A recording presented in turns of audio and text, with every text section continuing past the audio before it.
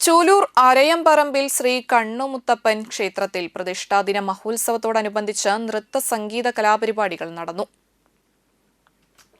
വൈകിട്ട് ദീപാരാധനയ്ക്ക് ശേഷം മണലൂർ ഗോപിനാഥും സംഘവും അവതരിപ്പിച്ച ഓട്ടം തുള്ളൽ തുടർന്ന് സംഗീത നൃത്ത കലാപരിപാടികളും നടന്നു. ക്ഷേത്രം president AP Sadanandan, secretary Pradeep AG, treasurer Aneesh AS, രക്ഷാധികാരി സത്യദേവൻ AK എന്നിവർ നേതൃത്വം നൽകി.